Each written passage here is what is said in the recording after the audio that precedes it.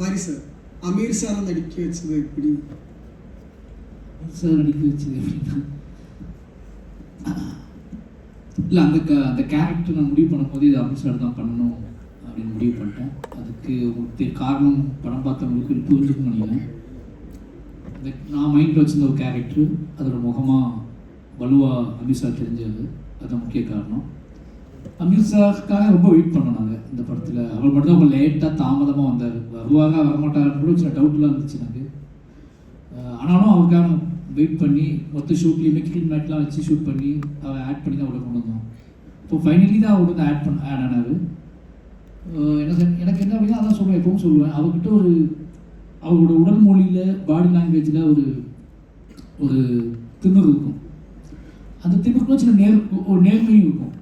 இது ரெண்டையும் நம்ம வந்து இந்த கேரக்டருக்கு எனக்கு தேவை. இந்த கேரக்டர் நீ இப்படியும் பார்க்கலாம் அப்படியும் பார்க்கலாம். அதாவது என்னென்னா இந்த கேரக்டர் பாசிட்டிவாகவும் பார்க்கலாம், நெகட்டிவாகவும் பார்க்கலாம். ஆனால் அந்த கேரக்டர் நீ வீட்டுக்கு போகும்போது அந்த கேரக்டர் உங்க கூட வந்து யோசிக்க வச்சுக்கிட்டே வரணும். அப்படி இந்த படத்தில் யூஸ் பண்ண எல்லா கேரக்டர்ஸுமே எனக்கு என்னென்னா, யாரையும் நம்ம வந்து என்ன சொல்கிறது, இந்த கேரக்டர் இதுதான் அப்படின்னு இந்த கேரக்டரோட இலக்கு இது, இந்த கேரக்டர் இப்படி டிசைன் பண்ண, இந்த கேரக்டரோட வாழ்க்கை இதுதான் நான் சொல்ல முடியல என்னால். ஏன்னா இது நிஜ வாழ்க்கையும் சம்மந்தப்பட்டதுனால எந்த கேரக்டருக்குமே ஃபைனல் டிசிஷன் என்னால் கொடுக்க முடியல. நான் ஒன்று காட்டுறேன், நான் பார்த்த மனுஷங்க ஒன்று காட்டுறேன். ஆடியன்ஸை வந்து அது என்ன தோணுதோ அவங்களுக்கு அதுக்கு ஒவ்வொரு கேரக்டரை பற்றி என்ன மதிப்பீடு என்ன மதிக்கிறாங்களோ அதை அவங்க முடிவு பண்ணிக்கிட்டோம் அப்படின்னு பண்ணது அந்த படம். என்னோட டிசிஷன் பெருசாக அந்த கேரக்டர்ஸ்குள்ளே இல்லை. என்னோட டிசிஷன் இருந்த ஒரே கேரக்டர் கிட்டான். ஓகே, நான் கிட்டான் கேரக்டர் மட்டும் தான் என்னோட ஓன் டிசிஷன் வச்சுருந்தேன். அந்த கேரக்டர் எப்படி மூவ் ஆகணும், அந்த கேரக்டர் ஆடியன்ஸ் எப்படி எடுத்துக்கணும், அவனோட கனவு எப்படி இருக்கணும், இது எல்லாத்தையும் என்னோட ஏன்னா கிட்டானுக்குள்ள நானும் இருக்கேன் அப்படிங்கிறனால என்னால் டிசிஷன் பண்ண முடிஞ்சிச்சு. ஆனால் மற்ற கேரக்டருக்குள்ள என்னால் டிசிஷன் பண்ண முடியல. ஆனாலும் எனக்கு தெரிஞ்ச அளவுக்கு அவனை காட்டுவோம், எனக்கு தெரிஞ்ச ஒரு டீட்டெயில் வச்சு தகவல் வச்சு காட்டுவோம். அது மக்கள் என்னவா எடுத்துக்கிறாங்களோ எடுத்துக்கிட்டோம் அப்படிங்கிறது தான் என்னோட பிளான். அதனால் அதை காட்டப்பட்ட கேரக்டர்ஸ்க்கு ஃபைனல் டிசிஷனாக அதுதான் நான் சொல்ல வரல. அது வேற வேறு லேயர்ஸ் கிரியேட் பண்ணுதுன்னா அது கிரியேட் பண்ண தான் செய்யும். ஓகேங்களா? அது முழுமையான அந்த கேரக்டர்ஸ் கூட முழுமையாக நான் காட்டலை. இதான் உண்மை, ஃபேக்ட். எனக்கு எவ்வளோ காட்ட முடியுமோ, எனக்கு எவ்வளோ தெரியுமோ அவ்வளோ காட்டியிருக்கேன். அந்த கேரக்டர்ஸ்க்கு பாண்டியராஜாவோ இல்லை கந்தசாமியோ இல்லை வேலுச்சாமியோ இல்லை ராஜியோ ராணியோ, ராணி கம்மியாக இருக்குன்னு எப்படி சொன்னாங்க, ராணி, இது எல்லா கேரக்டர்ஸுக்கும் இன்னொரு பக்கம் இருக்குது, இன்னொரு பெரிய வாழ்க்கை இருக்குது. அதுக்குள்ளே அவங்களோட ஸ்ட்ரகிள் இருக்குது, அவங்களோட நியாயங்கள் இருக்குது, அவங்க தர்க்கங்கள் இருக்குது. ஆனால் எனக்கு அதை காட்டுறதுக்கு நேரம் இல்லை. அதை பற்றியான முழுசாக காட்டுறதுக்கான அறிவும் என்கிட்ட இல்லைன்னு நினைக்கிறேன் நான். ஏன்னா அதுக்குள்ளே நான் ட்ராவலும் பண்ணலை பெருசாக போய். நான் முழுசாக ட்ராவல் பண்ணது கிட்டான் கூட. கிட்டான் வழியாக அங்கங்கே அவங்களை காமிச்சு கிட்டான் வாழ்க்கையை நிரூபிக்கிறது தான் என்னோட வேலையாக இருந்துச்சு. கிட்டானுங்கிறவன் ஒருத்தன் கிடையாது, அவன் சவுத்தில் இருக்கக்கூடிய நிறைய இளைஞர்களோட ஒரு சாயல் அவனை கிரியேட் பண்ணி வேற ஒரு சேஞ்ச் கிரியேட் பண்ணணும் அப்படின்னு பண்ணப்பட்ட படம் தான் பைசன். അതേപോലെ സാറിന്റെ പഠനം ഹിയർ സാറിന്റെ പടങ്ങൾ കാണുമ്പോൾ ആസ് ആൻ ഓഡിയൻസ് ഫീൽ ചെയ്യുന്നത് cinema is not only about entertainment അല്ലെങ്കിൽ ബിസിനസ്, എന്റർടൈൻമെന്റോ ബിസിനസ്സോ മാത്രമല്ല, cinema is also about protest. നമുക്ക് പറയാനുള്ള കാര്യങ്ങൾ പറയാനായിട്ടുള്ള ഒരു വേദി കൂടിയാണ് സിനിമ എന്ന് പിന്നെ ഓർമ്മിപ്പിക്കുന്ന സിനിമകളാണ് താങ്കളുടേത്. അപ്പം can you understand? സിനിമ എന്ന എന്റർടൈൻമെന്റ് மட்டும் இல்லை, பிசினஸ் மட்டும் இல்லை, it is also like a protest. உங்களோட படம் பார்க்கும்போது தான் சினிமால அதுவும் இருக்கு എന്നൊരു தோட்டு வருது. தேங்க்யூ. இப்போ கேள்வி இல்லைல்ல, அப்படியே உங்களை இன்ஸ்பயர் பண்ற நியூ ஃபிலிம் மேக்கர்ஸ் என்ன சொல்லணும்? Cinema is not only about entertainment or business, right? இல்லை, சினிமா மட்டும் இல்லை, எவ்ரி ஆர்ட் ஃபார்ம் வெறும் என்டர்டெயின்மெண்ட் கிடையாது. நீங்கள் யாரும் அது வந்து அதை அந்த ஆர்ட் ஃபார்மை செய்யக்கூடிய ஒரு மனுஷனோட அத்தனை நாள் வாழ்க்கையை என்ன கற்றுக்கிட்டான். இப்போ ஒரு ட்ராயிங் கிரியேட் பண்ணுறான்னா தான் வாழ்க்கையில் அவன் என்ன கற்றுக்கிட்டான் அப்படிங்கிறத ஒரு அந்த அன்னைக்கு அவனுக்குள்ள அறிவு. இன்றைக்கி என்னோட படங்கள் இன்னைக்கு இத்தனை வருஷம் கிட்டத்தட்ட எனக்கு 41 வயசு, 41 என்னோட ஏஜ். ஓகேங்களா? 41 வயசு 42 வயசில் நான் என்ன என் சமூகத்தை கற்றுக்கிட்டேன் அப்படிங்கிறதுக்கான ஒரு எவிடன்ஸ் தான் இந்த படங்கள்லாம். நான் ஒரு 80 வருஷத்துக்கு அப்புறம் நான் இந்த படங்களை பார்க்கும்போது ஒரு 41 வயசுல நம்ம சமூகத்தை பற்றி இந்த அறிவில் இருந்திருக்கோம், மனுஷங்களை பற்றி இவ்வளோ புரிதல் இருந்திருக்கோம், இவ்வளோ நம்பிக்கை நமக்குள்ளே இருந்திருக்கு அப்படிங்கிறத ஒரு எவிடன்ஸாக இருக்கும் எனக்கு. இன்றைக்கி படம் 4 நாள் ஓடும், ஹிட்டாகி போயிடும். ஆனால் எனக்கு அந்த படம் வந்து என்னோட அடையாளமாகவே இருக்கும் அது. அப்போது நீங்கள் கிரியேட் செய்கிற ஆர்ட் ஃபார்மில் உங்களோட வாழ்க்கையோட பிரதிபலிப்பு கண்டிப்பாக இருக்கும். உங்களோட கனவு இருக்கும், உங்களோட ஆசை இருக்கும், உங்களோட கேள்விகள் இருக்கும். இது எதுவுமே இல்லாமல் ஒரு வேலை நீங்கள் எப்படி செய்வீங்க? யோசிச்சு பாருங்க. இவ்வளோ பேர் சேர்ந்து வேலை செய்கிற வேலையை இவ்வளோ யோசிக்கிறோம். அப்படி போது ஒரு வேலை இத்தனை நாட்களாக கிட்டத்தட்ட நாங்கள் இந்த படத்துக்காக 2.5 வருஷம் வேலை பார்த்துருக்கோம். 2.5 வருஷம் வேலை பார்க்குற ஒரு டிரெக்டர் தன்னோட இத்தனை இந்த 2 வருஷத்துக்குள்ள வெறுமனே என்டர்டெயின்மெண்ட்டுக்காக மட்டுமே 2 வருஷம் நான் ஏன் வேலை பார்க்கணும்? நான் ஏன் தூங்காமல் இருக்கணும்? நான் ஏன் இவங்களை திட்டணும்? நான் ஏன் இவங்களை திட்டணும்? நான் இவனை போட்டு ஏன் போட்டு கஷ்டப்படுத்தணும்? இப்போ இவ்வளோ வேலை பார்க்குறேன் நான், இது எல்லாம் எதுக்கு அப்படின்னு ஒரு கேள்வி இருக்குல்ல. வெறுமனே என்டர்டெயின்மெண்ட் கை தட்டிட்டு போகிறதுக்கா? அப்படி கிடையாது. ஏதோ ஒரு விஷயத்த நம்ம வந்து முடிஞ்ச அளவுக்கு நமக்கு இத்தனை நாள் அழுத்தின விஷயத்த ஒரு டிஸ்கஷன் பார்வையாளர்கள்ட்ட இந்த 2.5 வருஷம் உழைப்பை பற்றி, இந்த 2.5 வருஷம் கனவை பற்றி, இதெல்லாம் ஏன் அப்படிங்கிற டிஸ்கஷனை நடத்தணும் அப்படின்னா அது மன நிறைவை கொடுக்குது, சந்தோஷமாக கொடுக்குது. நீங்கள் பண்ணுற கிளாப், தியேட்டரில் பண்ணுற கிளாப் வந்து எந்த விஷயத்துலையுமே அது வந்து தியேட்டரில் பண்ணுற கிளாப் எல்லாமே ப்ரொடியூசருக்கு தான். ஓகேங்களா? எனக்கு இல்லை. அது எனக்கு நீங்கள் வெளியே வந்து இதை தேடுவீங்கல்ல, அதுதான் எனக்கு. அது 10 ஆடியன்ஸ் இருந்தால் கூட போகுது. எனக்கு தியேட்டருக்குள்ள பண்ணுறது எப்போவுமே அந்த கிளாப் வந்து நான் தியேட்டருக்குள்ள பண்ணுற கிளாப்பை பெருசாக எடுத்துக்கிறதே இல்லை. அதுக்கு அந்த கிளாப் வேணும் அப்படின்னா நீங்கள் படத்தை எப்படி வேணால் எடுக்கலாம். தியேட்டரை விட்டு வெளியே வந்ததுக்கு அப்புறமும் ஒரு இயக்குனரை, ஒரு படைப்பாளியை, தேடக்கூடிய பார்வையாளர்களை உருவாக்கக்கூடிய படத்தை எடுக்கணும். நாம் அப்படிப்பட்ட மனிதர்கள் அவங்க தான் நம்ம வந்து நேர்மையாக பேசுவாங்க.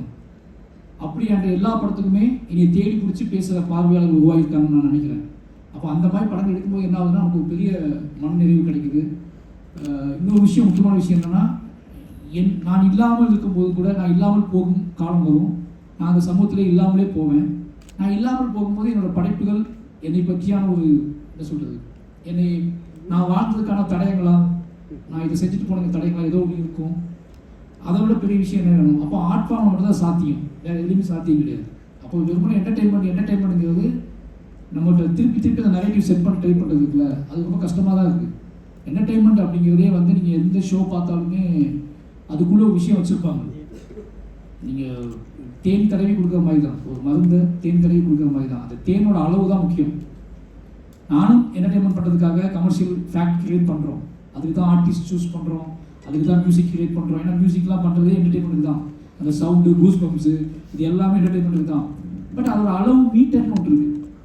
அதை திகட்டுற மாதிரி அல்லது கன்ஃபியூஸ் பண்ணுற மாதிரி, அது ஆடியன்ஸை வந்து யோசிக்கவே வைக்க விடாமல் ஆடியன்ஸை வந்து ஒரு விரும்பின தன்னிலை மறந்த போதை மனநிலைக்கு கொண்டு போகிற மாதிரி என்டர்டெயின்மெண்ட் நான் அவாய்ட் பண்ணுறேன். അതേപോലെ സാർ ഇപ്പോൾ ഈ സാറിന് എല്ലാ സിനിമകളിലും ആനിമൽസിനെ വെച്ചിട്ടുള്ള ഒരു പൊളിറ്റിക്സ് ഉണ്ട്. ഇപ്പം ഈ ഡോഗ് ആയാലും മവനിലെ പിഗ് ആയാലും ഇപ്പോൾ ഇതിലെ കാലമാണ് അതൊക്കെ എന്ത് ഇൻസ്പിറേഷൻ? എല്ലാ മനുഷ്യരെയും ഓരോ ഹീറോയ്ക്കും ഓരോ ആനിമൽ എന്നുള്ള ലെവലിലേക്ക് എന്താണ് தெரியும். எனக்கு இது வந்து ஒரு மாதிரி இது நேரடியாக ஆன்சர் சொல்ல முடியாத ஒரு கேள்வி. நிறைய கேள்வி கேட்பாங்க இந்த மாதிரி கேள்வி கேட்டேன். அது என் லைஃப்பில் என்னோட நினைவுகளில் ரொம்ப சிக்கி, அது ரொம்ப ரொம்ப சங்கடமாக உள்ளே புகுந்துருச்சு. எனக்கு சின்ன வயசுலேருந்து நான் வந்து அனிமல்ஸோட ட்ராவல் பண்ணதுனால.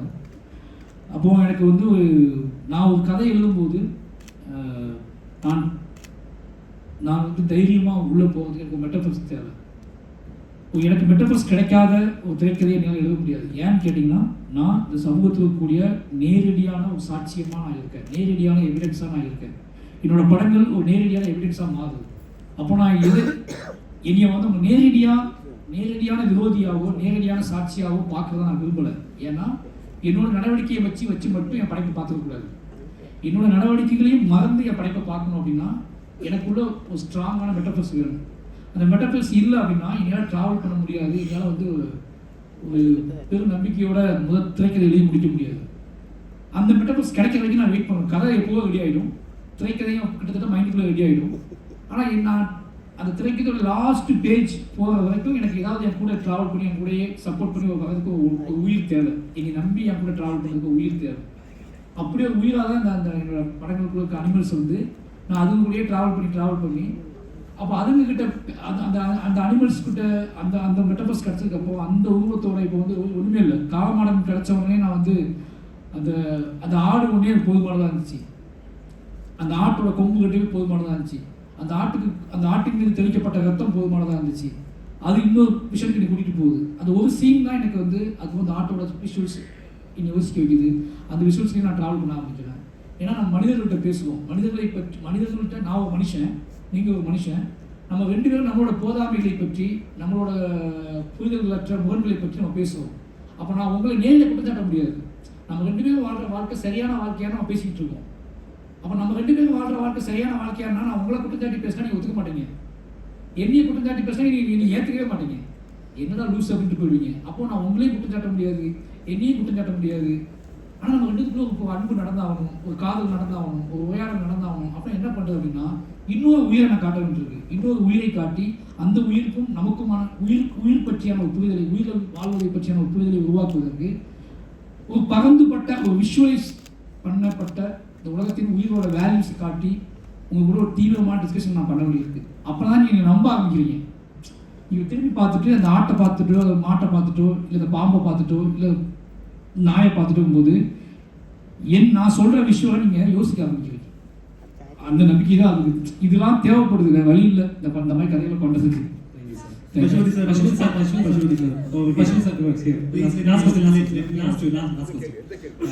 Sir, ഇപ്പോൾ വിക്രം സാറിന്റെ കൂടെയും അഭിനയിച്ചിട്ടുണ്ട്, ധ്രുവിന്റെ കൂടെ അഭിനയിച്ചിട്ടുണ്ട്. വിക്രം സാറിന്റെ കൂടെ അഭിനയിച്ചിട്ടുണ്ട്, ധ്രുവിന്റെ കൂടെ അഭിനയിച്ചിട്ടുണ്ട്. രണ്ടുപേരും 2 എക്സ്ട്രീം ആയിരിക്കുമല്ലോ. അപ്പം ആ ഒരു കോമ്പിനേഷനിലൊക്കെ ഉണ്ടായിരുന്നു സാറിനോടെ. அப்படிலாம் யோசிக்கவே தேவையில்லை. அது அவர் ஒரு பர்சனாலிட்டி, இவர் ஒரு பர்சனாலிட்டி, அவர் ஒரு ஆக்டர், இவர் ஒரு ஆக்டர். அவர் என்ன விக்ரமாவை நடிக்க போறாரு இல்லை, இவர் துருவாவை நடிக்க போறாரு இல்லை, அந்த பாத்திரமா நடிக்க போறாங்க. அதுக்கு தான் நம்ம ரியாக்ட் பண்ண போறோம். பர்சனலாக கேட்டிங்கன்னா அது வேற. பட் இந்த சீன், இந்த ஃபில்ம், அது வந்து எனக்கு வந்து கிட்டானா தான் நான் பார்ப்பேன். நான் துருவனே கூட மாட்டேன், கிட்டா இங்கே வா அப்படி தான் கூப்பிடுவேன். அங்கே அந்த படத்துலையும் அப்படி தான் பிஹேவ் பண்ணுவோம். அப்படி பிஹேவ் பண்ணும்போது தான் அந்த ரிலேஷன்ஷிப் இந்த ஃபில்ம் அது வந்து டெவலப் ஆகும். அப்படி தான் நான் பார்க்குறேன். நான் இவங்களோட பண்ணது எப்படி இருந்தது அப்படிங்கிறதெல்லாம் நான் யோசிக்கிறதே இல்லை. அது என் வேலையும் இல்லை.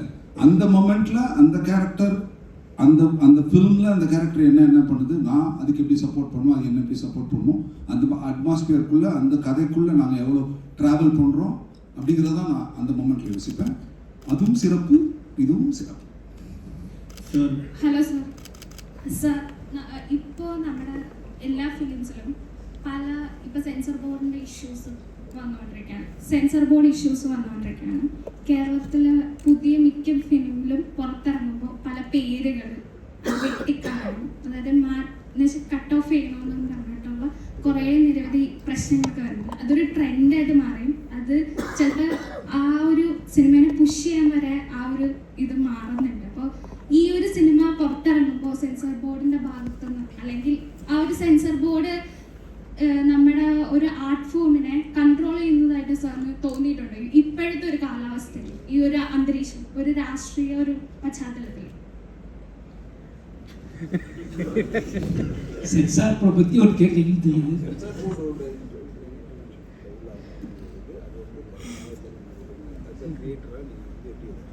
சரி, நான் புரிஞ்சு வச்சு சொல்கிறேன். ஓகே, சென்சார் போர்டுக்கும் எனக்குமான அனுபவத்தை கேட்குறீங்க. ஓகே, அவ்வளோதானே? ஓகே சார், எனக்கு சென்சார் போர்டு வேணுமான்னு கேட்டால் வேணும். சென்சார் போர்டு இல்லாமல் கண்டிப்பாக நம்ம மனிதர்கள், நம்ம சமூகமாக சேர்ந்து வாழ்கிறோம், கூட்டு வாழ்க்கை வாழ்கிறோம். நிறைய முரண்களோட, நிறைய வேறுபாடுகளோட, நிறைய பிரிவினைகளோடு தான் வாழ்கிறோம். நமக்கு நிறைய நம்பிக்கைகள், வேறு நம்பிக்கைகள் இருக்குது, வேறு என்ன சொல்கிறது, வாழ்க்கை முறை இருக்குது, சூழல் இருக்குது. ஆனாலும் சேர்ந்து வாழ்கிறோம். அதனால் இதையெல்லாம் முடிவுக்கு எல்லாத்துக்கும் பொதுவானதாக மாற்றுறதுக்கு ஒரு சென்சார் போர்டு அவசியம். ஆனால் அது பொதுவாக மாற்றுதா அப்படிங்கிற கேள்வி தான் இங்கே முக்கியமானது. ஓகேவா? அப்போ என்ன கேட்டால் சென்சார் போர்டு கண்டிப்பாக வேணும். சென்சார் போர்டு இல்லாமல் இயங்க முடியாது. எனக்கு சென்சார் போர்டோட நான் சென்சார் போர்டை புரிஞ்சுக்கிட்ட விதத்தில் என்னென்னா, நான் சென்சார் போர்டை கன்வின்ஸ் பண்ணியிருக்கேன் நிறைய. எனக்கு சென்சார் போர்டு பெரிய முரண் வந்து கர்ணனில் மட்டும் தான் நிகழ்ந்துச்சு. பட் இந்த கர்ணனில் நிகழ்ந்ததுக்கான காரணம், கர்ணனில் மட்டும்தான் அவங்க வந்து எனக்கு சென்சார் போர்டில் ஒரு பெரிய இஷ்யூ கொடுத்தாங்க. அதோட அந்த கர்ணனோட கிளைமாக்ஸ், அந்த கலவரம், அந்த வன்முறை, அப்போ கர்ணன் அவங்களோட வார், இந்த சேஞ்ச் ஆஃப் வார், இந்த கர்ணனுக்கும் கண்ணபகானுக்கும் நடந்த ஒரு வார் நான் வந்து அதை கிரியேட் பண்ண ட்ரை பண்ணேன். அந்த வாரை வந்து நான் பர்சனல் ஸ்கிரிப்டே வந்து கண்ணபகானுக்கும் கர்ணனுக்கும் நடக்கிற வாரை தான் மாற்றிருந்தேன் நான். இது எல்லாமே அதை புரிஞ்சுக்கிட்டு அது குறித்து சில மாற்றங்கள் நடந்துச்சு. அதை தாண்டி வந்துட்டேன். பட் நான் ரொம்ப சந்தோஷப்பட்டது சென்சார் போர்டோட அவசியத்தை புரிஞ்சுக்கிட்டது என்ன அப்படின்னா, பைசனில் வந்து எனக்கு கட்டே கொடுக்கல. நீங்கள் நம்பவே மாட்டீங்க. இவ்வளோ ப்ரெஷரான படம்னு நான் வந்து ஒரு படத்தை எடுத்துகிட்டு போகும்போதே பயந்த படம்னா பைசன் தான். கண்ணனுக்குலாம் நான் பயந்துட்டுலாம் போகல, அது ஒரு கமர்ஷியல் ஒரு ஹீரோ படம் தான், அதில் அங்கே சமாளிச்சலான்ட்டு போனேன். நான் பைசனுக்கு நான் பயந்து நடுங்கிட்டு தான் போனேன். என்ன பண்ண போகிறாங்கன்னு தெரியும், எனக்கு தூக்குறதுக்கு அந்த எதுவுமே கிடையாது. அது ஏதாவது தூக்குனா கூட நான் மாட்டிக்குவேன். இது தூக்கிட்டாங்கன்னா ஆடியன்ஸ் கன்வே ஆகிடாமல் போயிடும். அப்போ என்ன பண்ணுறதுன்னு தெரியாமல் பயந்துட்டு தான் போனேன். உள்ளே போன உடனே 3 வார்த்தைகளை மியூட் பண்ண சொன்னாங்க.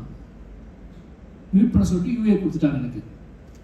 அவங்க இன்ஸ்பயர் அவங்க போன உடனே குட் ஃபிலிம், ரொம்ப இன்ஸ்பயர் ஆகுது எங்களுக்கு, ஒரு 3 வார்த்தை மட்டும் தூக்குங்க, இதை தாண்டி அவங்க எதுவுமே சொல்லலை. அப்போ என்ன அப்படின்னா ஒரு படைப்பு நமக்கு அவங்க மேலே சென்சார் மேலே நமக்கு ஒரு எப்பவுமே ஒரு விஷயங்கள் இருக்குது நமக்கு. நம்ம அது கவர்மெண்ட்டாக பொலிட்டிக்கலாக நம்ம நிறைய யோசிப்போம், ஒத்துக்க மாட்டாங்க, பயப்படுவோம். ஆனால் அதை தாண்டி அந்த ஆர்ட் ஃபார்ம் வந்து அதை நிகழ்த்திட்டு வச்சுக்கோங்களேன்.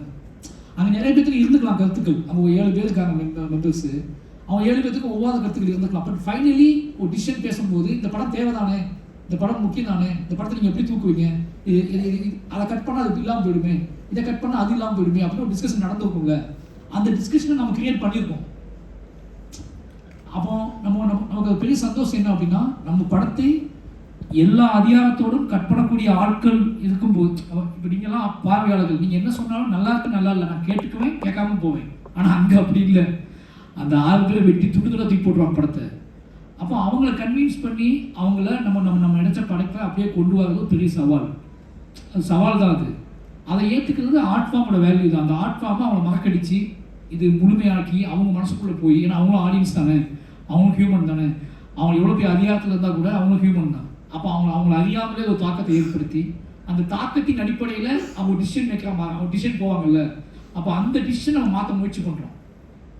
அவங்க முதல்ல நோட் பண்ணும்போதே வேறு பார்த்தா நீங்கள் பேப்பர் சென்சார் போர்டில் சொல்லுவாங்க என்கிட்ட, படம் முடிய வரைக்கும் நிறைய எழுதிடுவாங்க, இதெல்லாம் தப்புன்னு எழுதிடுவாங்க.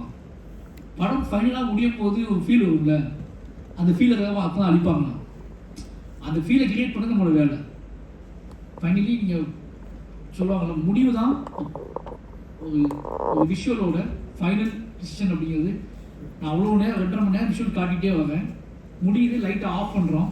ஆஃப் பண்ணும்போது நீங்கள் கண்ணை மூடி ஒன்று யோசிப்பீங்கல்ல, அந்த யோசனை தான் உங்கள் படத்தை அவங்க முடிவு பண்ண போகுது. அந்த யோசனை அடிப்படையில் தான் என்னோடய படங்கள் தப்பிச்சு வந்துக்கிட்டு இருக்கு.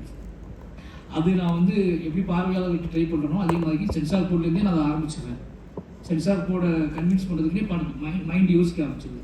உங்களை சென்சார் போர்டை நம்ம ஃபைட் பண்ணலாம்னு படம் எடுக்க முடியாது. நமக்கு நோக்கம் இந்த கருத்து போய் சேரணும், இந்த விஷுவல் போய் சேரணும், இந்த கண்டென்ட் போய் சேரணும், ஆடியன்ஸ் டிஸ்கஸ் பண்ணிட்டோம். ஒருவேளை கன்வின்ஸ் அது வந்து வேறு மாதிரி எடுக்க ஆசைப்பட்டு அது எடுக்க முடியல அப்படின்னா இன்னொரு ஆப்ஷன் கண்டுபிடிக்கிறதும் வேலை, இன்னொரு வழியை கண்டுபிடிச்சி அதை ஆடியன்ஸ் கடத்தணும், அவ்வளோதான். அதனால் வந்து சென்சார் போர்டு பயப்படலாம் അവசிയം ഇല്ല. കേരളത്തിലെ ലോട്ട് ഓഫ് മൂവീസിനെ ഇപ്പോൾ സെൻസർ ബോർഡിൻ്റെ ഒരുപാട് പ്രശ്നങ്ങൾ നടക്കുന്നുണ്ട്. ആ ബേസിലാണ് ഞാൻ സാറിനോട് ഈ ഒരു ക്വസ്റ്റ്യൻ ചോദിച്ചത്. അത് കേരളത്തിലെ ഒട്ടുമിക്ക സിനിമകളിലും ഇപ്പോൾ സെൻസർ ബോർഡ് പല വേർഡുകളും മ്യൂട്ട് ചെയ്യാൻ പറഞ്ഞ് വരുന്നുണ്ട്. അപ്പോൾ ആ ഒരു ബേസിൽ ബൈസൺ എന്നൊരു മൂവി എടുത്തപ്പോൾ സാറിന് അങ്ങനെ ഒരു എക്സ്പീരിയൻസ് ഉണ്ടായോ എന്ന് അറിയാൻ വേണ്ടിയിട്ടായിരുന്നു ക്വസ്റ്റ്യൻ ചോദിച്ചത്. ക്വസ്റ്റ്യൻ കഴിഞ്ഞു. അടുത്ത ആൾക്ക്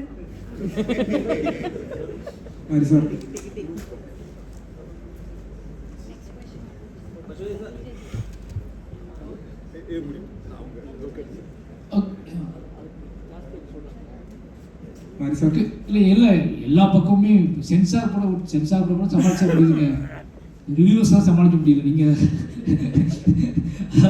சென்சார் போட்டியா நம்ம நேரடியாக உட்காந்து நம்ம பேசுவாங்க, நம்ம ஆர்கியூ பண்ணி வாங்க முடியுது. ஆனால் அந்த யூடியூப் ரிவ்யூஸ் கிட்ட வாங்கவே அப்படி சொல்லவே முடியாது, அப்படி ஆர்கியூமெண்ட்டே கிடையாது.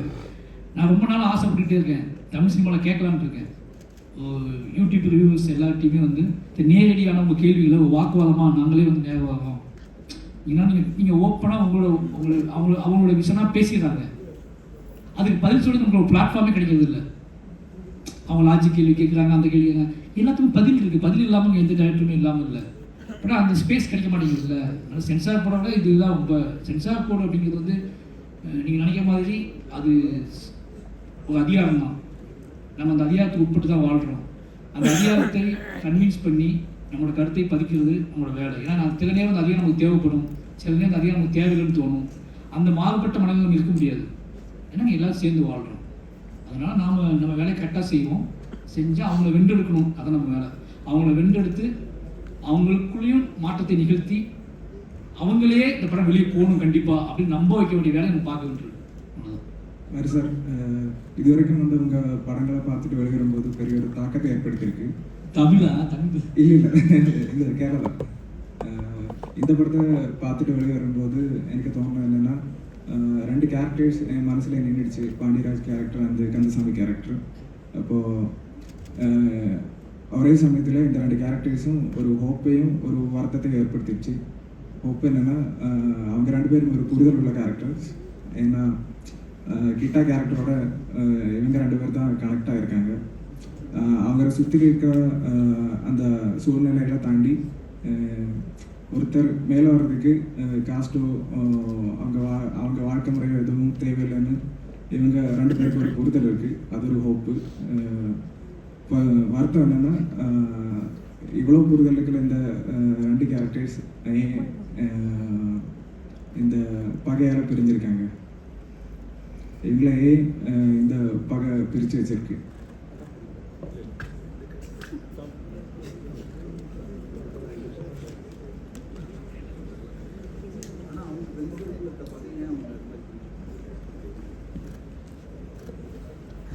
உரையாடல் நிகழ்வுகள் இல்லை. இப்போ இவர்கிட்ட உரையாடுறாப்புல நீ நல்லா பார்த்தீங்கன்னா யாருக்கெல்லாம் நம்ம உரையாடல் வாய்ப்பு கிடைக்குதோ அவங்கள புரிஞ்சிக்க முடியும்.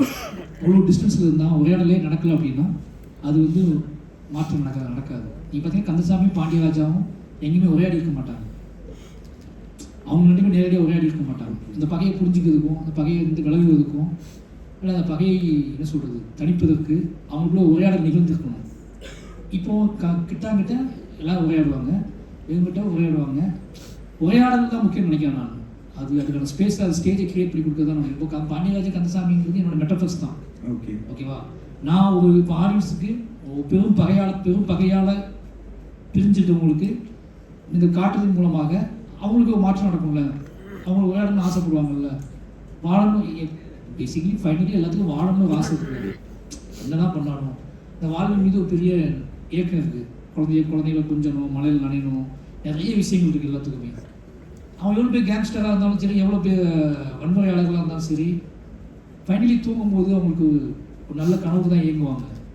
அந்த பாயிண்ட்லேருந்து அவங்க நம்ம புரிஞ்சுக்க ட்ரை பண்ணுவோம். ஏன்னா நம்ம வந்து அவங்களோட புறத்தில் அவங்க வெளிப்படையாக தெரியக்கூடிய வீரத்தை மட்டுமே காட்டி நாமளே அவங்க கெடுக்கிறோமோன்னு தோணுது. நாமளே என்ன பண்ணுறோன்னா, அவங்க அப்படி பண்ணாங்க, இப்படி பண்ணாங்க, அங்கே கொலை பண்ணாங்க, அவங்க அழுதாங்கன்னு சொல்லவே மாட்டோம் வெளியே. அதுவே இழிவு பார்ப்பாங்க. இப்போ வீரன் அழுதான், ஒரு பெரிய கேங்ஸ்டர் வந்து பயங்கரமாக அழுதாரு, உடஞ்சி போயிட்டாரு, அப்படி நொடிஞ்சு போயிட்டாருன்னு சொல்கிறதையே ஏற்றுக்க மாட்டாங்க.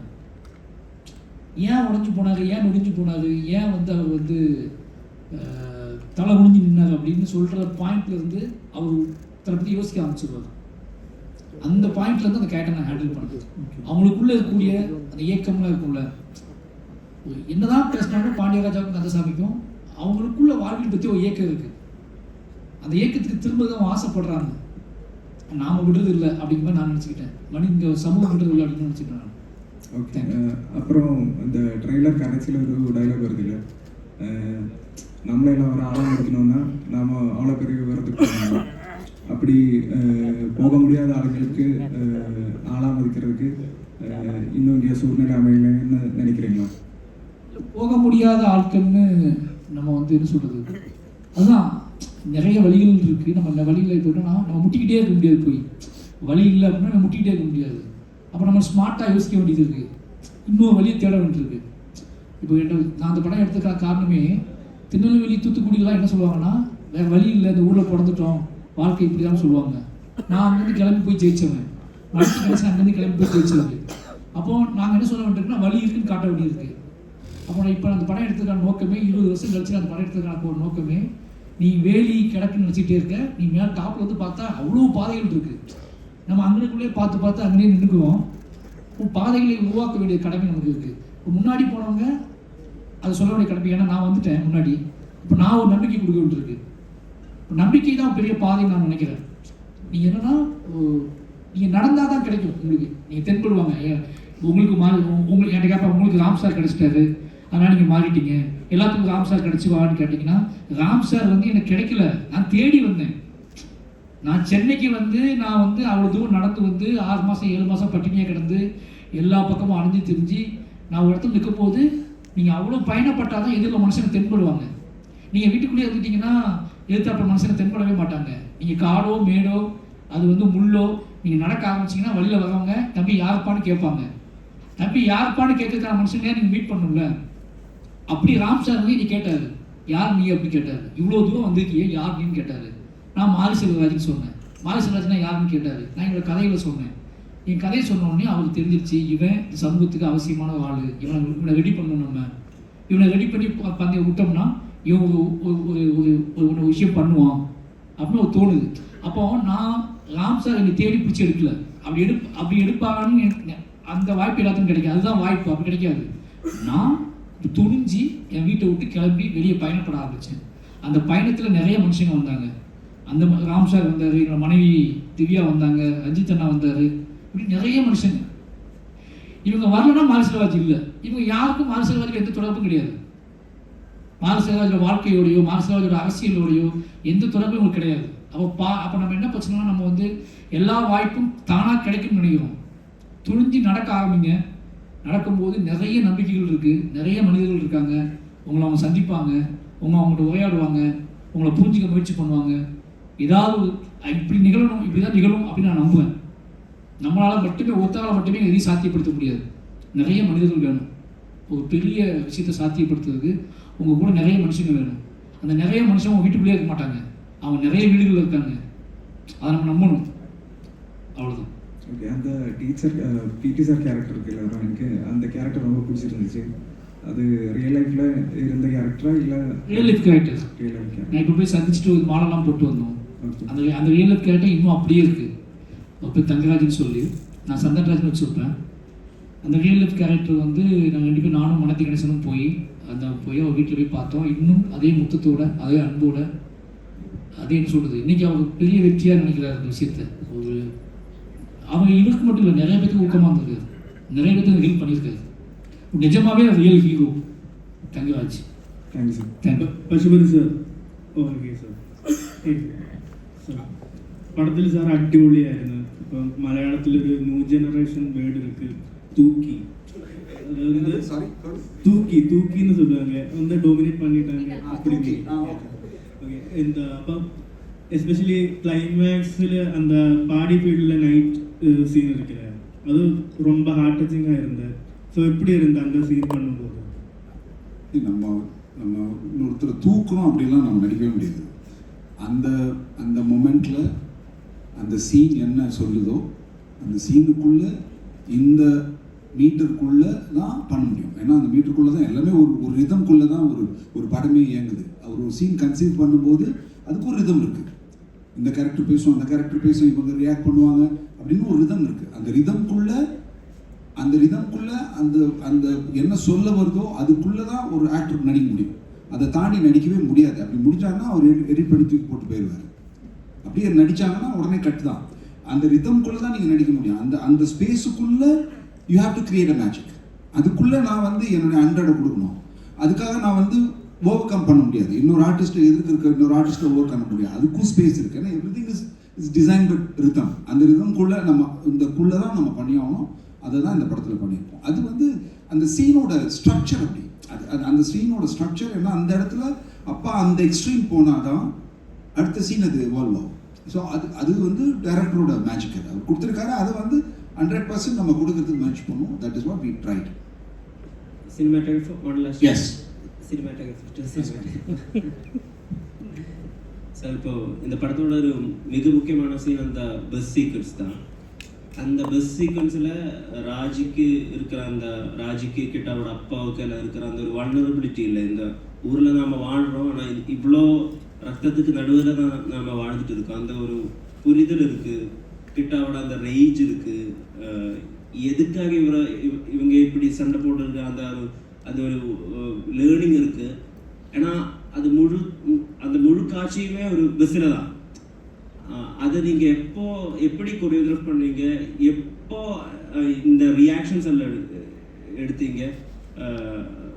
இம்பார்ட்டண்ட்டாக அந்த ராஜி ரத்தம் ஸ்பிளாஷ் ஆகும்போது ரியாக்ஷன் கொடுக்க அங்கே ஒரு மனித சத்தா கூட அவ்வளோ நாம் பாதிக்கப்பட மாட்டோம். அந்த மாதிரி ஒரு ரியாக்ஷன் அவரோட ஃபேஸில். எப்படி அந்த சீன் நீங்கள் கொரியோகிராஃப் பண்ணுவீங்க? யாருக்கு என்ன ரியாக்ஷன், அதோட ஈக்குவேஷன் இருக்குல்ல, யாருக்கு என்ன மாதிரி வேணுங்கிறது அது டைரக்டர் எடுக்கிற கால் தான் அது. பட் நீங்கள் சொல்கிறது கம்ப்ளீட்டாக ஒரு விஷயம் இருக்காது. அதோட லொக்கேஷன் இருக்குல்ல, இந்த ரெட் சாயில் இருக்காங்க, நிறைய ட்ரீஸ் இருக்கும், லைட்டே பார்த்தீங்கன்னா அன்னிவனாக வந்து போயிட்டே இருக்கும் பஸ்குள்ளே. ஸோ இந்த லொக்கேஷன்லாம் நாங்கள் பார்க்கும் போதே இங்கே ஷூட் பண்ணலான்னு டைரக்டர் சொன்னார். பட் அது நிறைய காம்ப்ளிகேஷன் இருந்தது.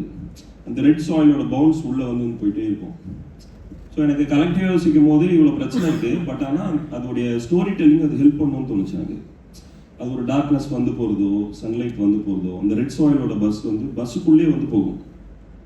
ஸோ இது எல்லாமே தான் அதுக்கு ஹெல்ப் பண்ணுச்சுன்னு நினைக்கிறேன். நீங்கள் சொல்கிற அந்த இன்டென்சிட்டி ப்ளஸ் அதோட நீங்கள் சொல்கிற மாதிரி அது கொரியோகிராஃபி, அப்புறம் ரஜிஷாவோட அந்த ரியாக்ஷன் எல்லாமே, ஈவன் வெளியே வந்த பிறகு கூட அப்படிதான் கம்ப்ளீட் அந்த ரெட் சாயில் அந்த ஒயிட் ஷார்ட் போகிறது, இதெல்லாமே தான் ஹெல்ப் பண்ணுச்சுன்னு நினைக்கிறேன். தென் வந்து படத்துக்கு முக்கியமாக இருந்த ஒரு அப்ரோச் வந்து மோஸ்ட்லி ஹேண்ட் அண்ட் ஷார்ட்டாக இருக்கணும், கேண்டிடாக இருக்கணும் அப்படிங்கிறது தான் மெயின் சாய்ஸாக இருந்தது. பஸ்ஸுக்குள்ளே நீங்கள் ஸ்டெடியாக ஷார்ட் எடுக்கலாம், பட் ஒரு சின்ன ஒரு வைப்ரேஷன் இருக்கணும், ஒரு சின்ன ஒரு ஷேக் இருந்துகிட்டே இருக்கணுன்றது தான் ஒரு எல்லா சீக்வன்ஸுக்குமே, மெயினாக பஸ் சீக்வன்ஸ்க்கு அது இருந்துச்சு. இனிஷியலாக ஷார்ட் எடுக்கும்போது ரொம்ப ஷேக்கியாக இருக்கான்னு தோணுச்சு. பட் ஷார்ட்ஸ் எடுக்க பார்த்தீங்கன்னா ரொம்ப நேச்சுரலாக இருக்குது. ஸோ இந்த சீக்வன்ஸ்க்கு அது ஹெல்ப் பண்ணணும்னு தோணுச்சு. ஸோ இதெல்லாம் கலெக்டிவாக ஹெல்ப் பண்ணது தான் அந்த சீக்வன்ஸ்க்கு வந்தது. நம்ம நாட்டோட ஒரு கதி பார்த்தீங்கன்னா, மனிதனுக்கு அடிப்பட்டால் கூட பரவாயில்ல, மாட்டுக்கு அடிப்பட்டால் அது ரொம்ப ரொம்ப பிரச்சனை ஆயிடுது.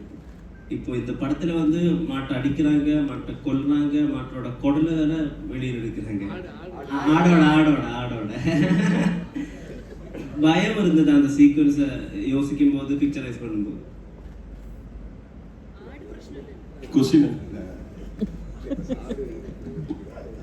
அது என்ன சொல்ல வரீங்க? இல்ல பயம் இருந்ததா? இத பயம், அந்த பயத்தை காட்டுறதுக்கு தான். பார்த்த பயமா இல்ல பொலிட்டிக்கலா?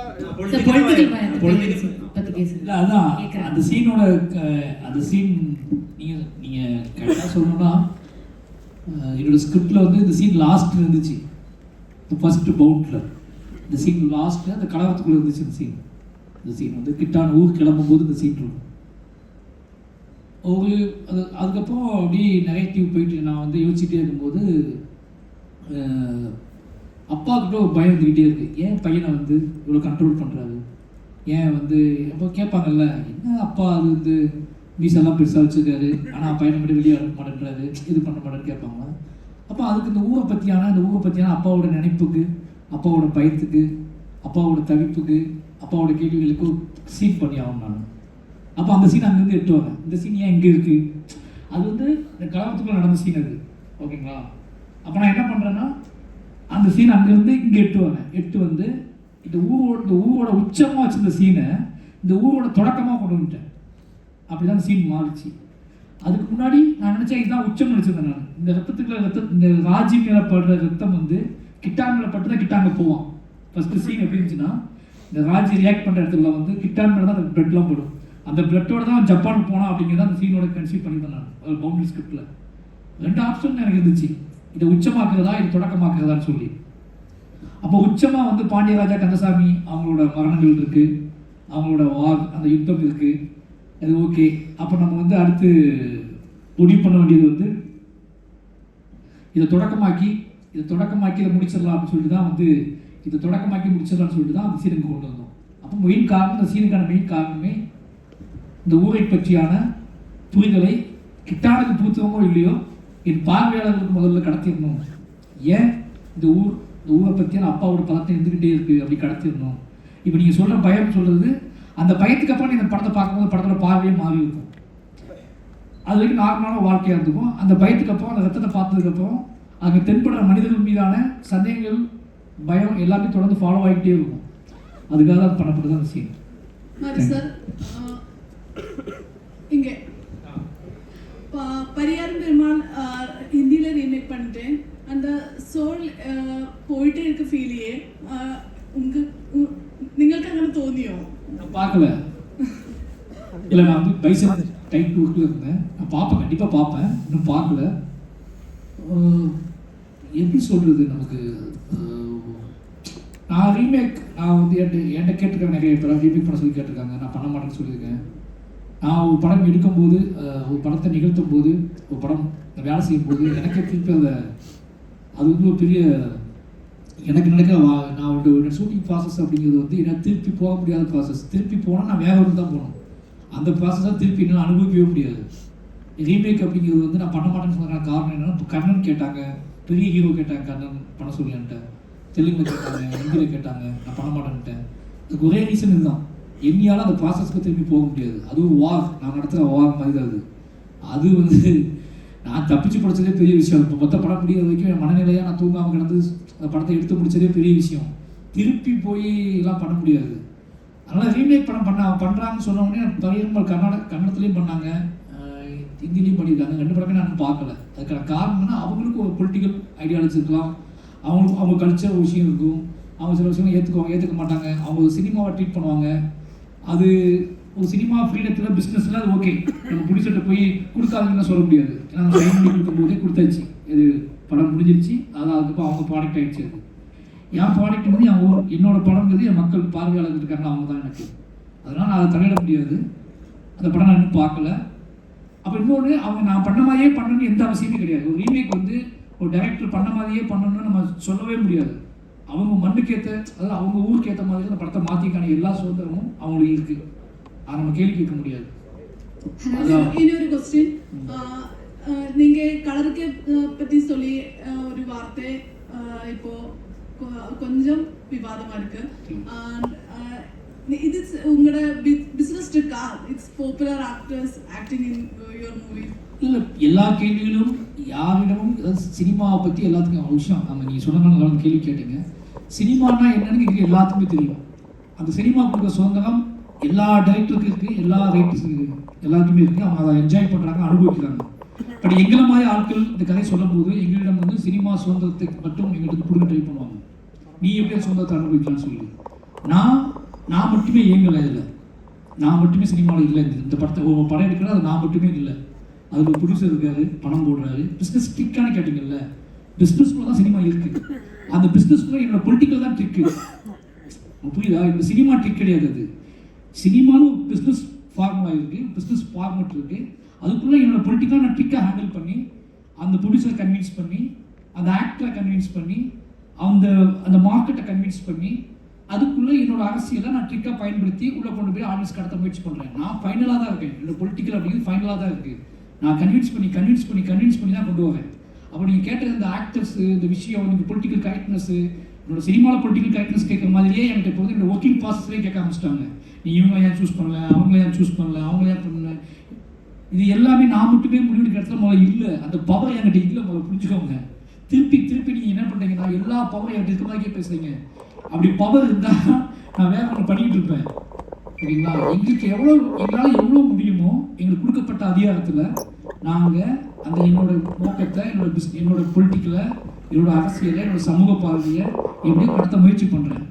இன்னும் ஒருவேளை அது பிழைகள் இருந்தால், அது தப்புகள் இருந்தால், ஏன்டா இவ்வளோ பேசுகிறத நீ அதையும் செய்ய வேண்டியதானே நீங்கள் கேட்டிங்கன்னா நியாயமான கேள்வி.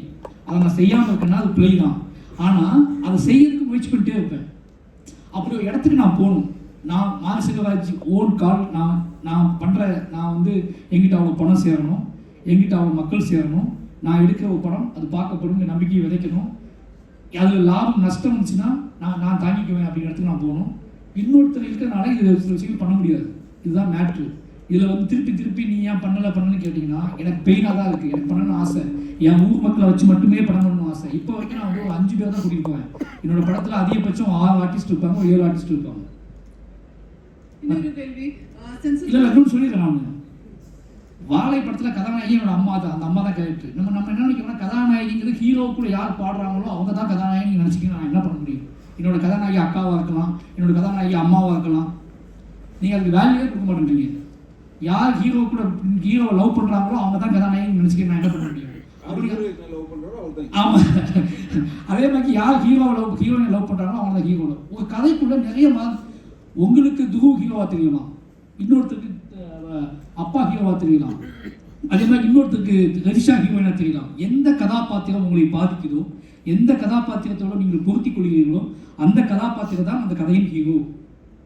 நம்ம எப்போ நம்ப ஆரம்பிக்கமோ அப்போ தான் என் கதைக்குள்ள அப்படி நிறைய கேரக்டர்ஸ் இருக்குது, அதெல்லாம் விட்டுட்டு ஹீரோயின் ஏன் சூஸ் பண்ணீங்க, அவங்க ஏன் கொடுக்க மாட்டேங்கிறீங்க. இன்னொரு விஷயம் தெரியுமா, நான் தொடக்க காலத்தில் நிறைய ஹீரோயின்ஸ், தமிழ் ஹீரோயின்ஸ்லாம் கேட்டிருக்கேன், இந்த கதையை பார்த்து ஓடிருக்காங்க. இன்னும் சொல்ல போனால் ராஜ் கேரக்டர் பண்ணுறதுக்கு நான் பல பேரை ஓகே பண்ணி கடைசி கேரக்டர் பண்ண மாட்டேன்லாம் போயிருக்காங்க. அது அக்கா கேரக்டர்னு சொல்லி அந்த பெயின் மாதிரி தான் செய்யுது. ஆனால் என்ன பிரச்சனை, இந்த சினிமா அது அவங்களும் குறை சொல்ல முடியாது. ஏன்னா அவங்களுக்கு ஒரு லைஃப்பில் ஏம் இருக்குது, ஒரு அச்சீவ், அவங்க பட்ட ஒரு நியாயம் இருக்குது. அந்த நியாயத்தை புரிஞ்சுக்கிட்டு நம்ம புரிஞ்சுக்கணும்னு இருக்கு. அப்போ நான் யார்கிட்ட போனால் நம்ம நியாயம் புரியும் அப்படின்னு கேட்டு ரெஜிஸ்டருக்கு ஃபோன் அடிக்கிறேன், எனக்கு அக்காவே கிடைக்கல, நீ பண்ணி கொடுக்குறியா அப்படின்னு நான் கேட்குறேன். அப்போ அவங்க பண்ணி கொடுக்குறாங்க. இது மியூச்சுவலாக நடக்குது ஒரு விஷயம். எனக்கு தெரியும், எங்கிட்டையும் பிள்ளைகள் இருக்குன்னு தெரியும், அதே மாதிரி ஆர்டிஸ்டின் பிள்ளைகள் இருக்குது. எல்லாத்துக்கும் அவங்க வாழ்க்கை பற்றியான ஒரு ஏம் இருக்குது. ஓகேங்களா, நம்ம இப்படி அறியப்படணும், இப்படி ஜெயிக்கணும்னு எல்லாத்துக்கும் ஆசை இருக்குது. இதுக்குள்ளே தான் சினிமா ரன் ஆகிட்டு இருக்கு மாற்றி மாற்றி. அப்போ நான் என்ன சொல்கிறேன் அப்படின்னா, திருப்பி திருப்பி இந்த கேள்வி கேட்கும்போது எனக்கு நல்லாவே தெரியுது, நான் கன்வின்ஸ் தான் பண்ணுறேன்னு தெரியுது.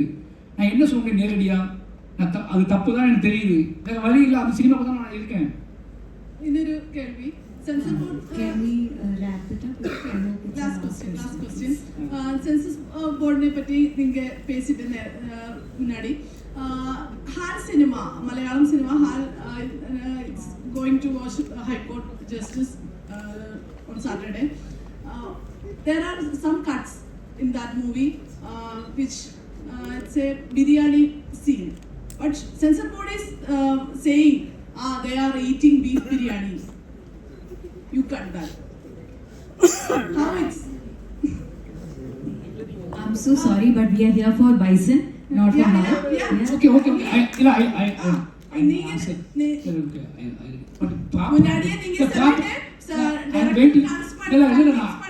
I am ready, but proper question கேட்கிறேன். ஓகே, முன்னாடியே நீங்க சொல்லிட்டே கன்வின்ஸ் பண்ணணும்.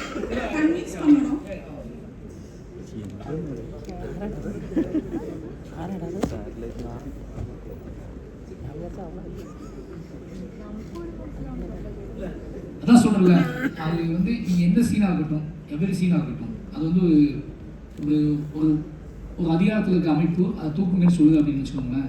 அதை எடுத்து ஃபைட் பண்ண வேண்டிய ஒரு கடமை. ஓகேங்களா, அந்த கிரியேட்டர், அந்த ரைட்டர் பக்கம் நியாயம் இருக்கும் பட்சத்தில் அதை ஃபைட் பண்ணுவார், கோர்ட்டுக்கு போவார், விஷயம் பண்ணுவார். ஒருவேளை அதுக்கப்புறம் நடக்கல, அது கோர்ட்டுக்கெல்லாம் போயும் அது முடியலை அப்படின்னா நமக்கு வழி இல்லை.